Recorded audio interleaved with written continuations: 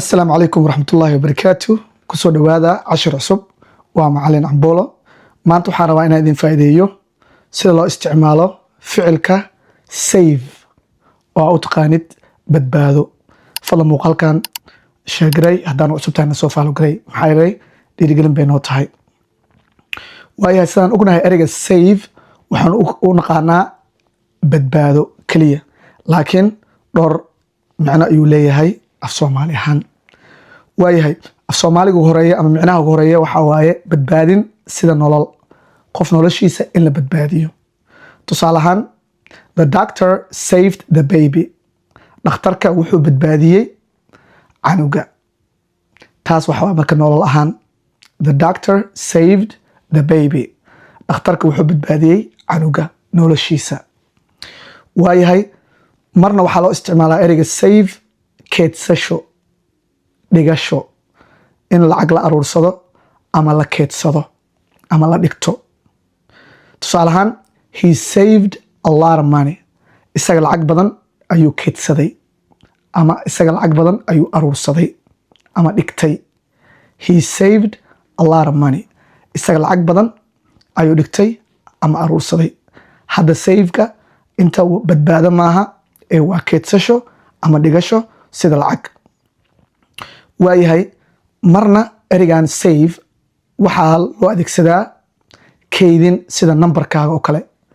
number inaad meel ku keediso ama file inaad meel ku keediso aad save garayso.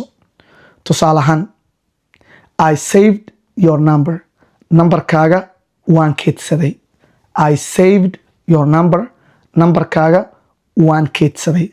hadda savegan meeshaan ma aha badbaadin maaha ee waa keedsasho sida number oo kale inaad meel ku qorto ama save garaysato teleefankaaga. fadlan muuqaalka like saar haddaan cusubtaana soo faalo garay maxaa yeelay dhiirigelin bay noo tahay. waayahay jumlad saddexaad, save waxaa loo adeegsadaa dhaqaalayn sida korontada oo kale. tusaale ahaan, waxaa rabtaa inaad soo iibsatid mashiin ama farinjeer rabtaa inaad soo iibsatid. midkan korontada wuu ku dhaqaaleynaa, midkaana koronto badan oo isticmaala. marka midka korontada yar isticmaalayo waxaa u adeegsanaynaa ereyga save. tusaale ahaan waxaan leenahay, this fridge saves electricity. farinjeerkan yar wuxuu dhaqaaleynaa korontada, koronto badan kaama isticmaalayo sida kaas oo kale.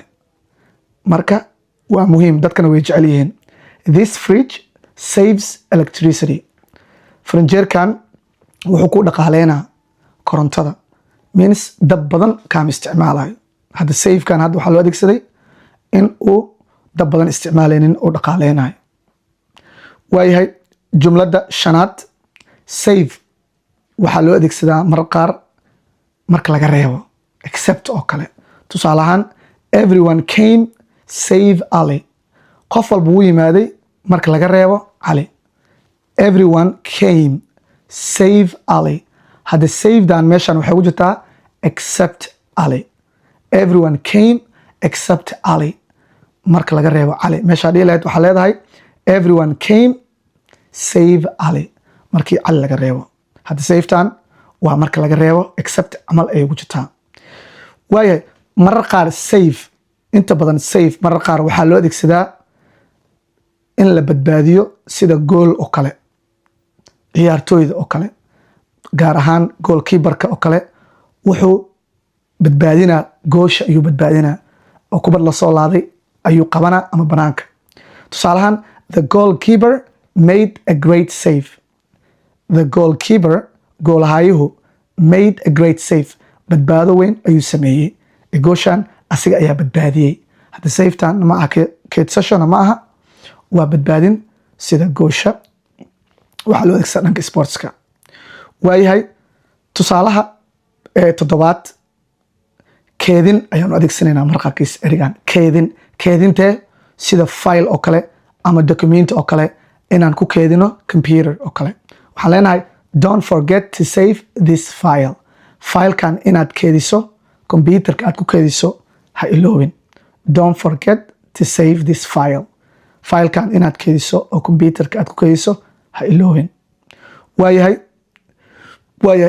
marar qaar ereyga save waxaa loo adeegsadaa tamartaada inaad keedsato, tamartaada inaad iska qayqaylinin. tusaale ahaan waxaan ku leeyahay save your energy, tamartaada keedso. save your energy, tamartaada keedso. tusaale ahaan inaad iska qayqaylisid maanta oo dhan qabababa no. tusaale ahaan waxaan rabaa inaan sharxo cashir ka hor haddii aan qayqayliyo waxaa waaye tamarta way ga dhamaanaysaa. saa daraaddeed waxaan leeyahay save your energy. so I want to save my energy.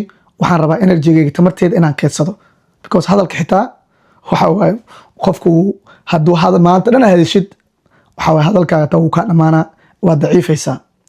waayo ereyga save mar qaar waxaa loo adeegsadaa in waqtiga la dhaqaaleysto, waqtigaaga inaad dhaqaaleystid. tusaale ahaan mar aad wax baratid, mar aad shaqaysatid, mar aad cibaadaysatid, save waaye. waxaan leeyahay I want to save my time. waqtigeyga inaan dhaqaaleystaan rabaa, hal meel ma gelinayo waqtigeyga. kubad dhan inaan geliyo, kubad le inaan waqtigeyga geliyo maya, ama ciyaar game inaan ciyaaro waqtigaan iskaga lumi maya. so I want to save my money, booskeeda waaye. I want to save my money, lacag inaan dhigtaan rabaa, aan keedsado. waxaan ka leeyahay I want to save my time, waqtigeyga inaan keedsado oo aan iska beerdareenin aan rabaa. I don't want to lose my time, waqtiga inaan iska lumiyo ma rabo, ay la mid tahay. waayahay jumladda marar qaar ereyga save waxaa loo adeegsadaa dhaqaaleyn, inaad dhaqaaleyso. tusaale ahaan save the water, biyaha dhaqaaley. biyaha haddaad daadinin, save the water. waxaad aragtay dad biyaha oo tusaale ahaan marka Soomaaliya aan joognaa anaga, marka dadka dhalinyarada ay tusaale ahaan masaajidka oo kale oo biyaha ay ku weys qaadanayaan, way daadaadinayaan. waxaa arkaysa qaarkooda madaxa biyo badan inay ku shubtaan, lugaha 2 koombo 3 koombo iskaga shubaan. marka waxaa leedahay save the water, biyaha dhaqaaley. biyaha ha khasaarinna laga wada hadda, okay? biyaha ha khasaarinne, biyaha dhaqaaley. so save the water, saas waaye.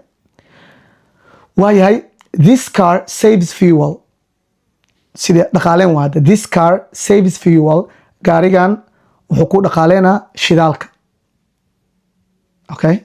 this car saves fuel, this machine saves fuel, the same way.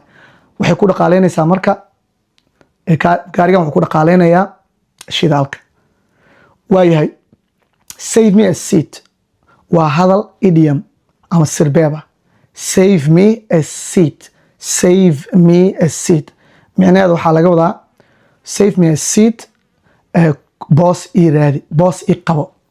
tusaale ahaan shaleemooyinka oo kale waxaan ku leeyahay hey I'll be right back, save me a seat. waa soo laabanaya, kursi ama fadhi ii qabo. maqaayad oo kale ama meel walba ama stadium, garoon, haddaa rabtid inaad dhahdid boos ii qabo ama fadhi ii qabo, waxaan leenahay save me a seat, waana idiom.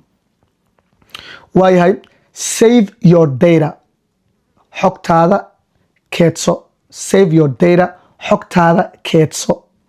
waxaan qaadan doonaa 7 idiom oo save loo isticmaalo.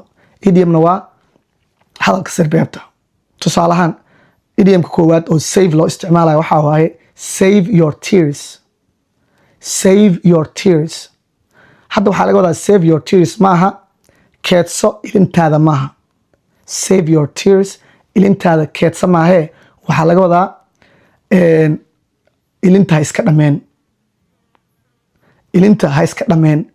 tusaale ahaan aabo waxaa u baahanahay teleefona u baahanahay, aabo teleefona u baahanahay, waa ii oonaysa aabo saana u baahanahay, anigana ma awoodo ama ma rababa inaan kuu sameeyo ama inaan ku dhegeysta ma rabo, waa iska oonaysa adiga.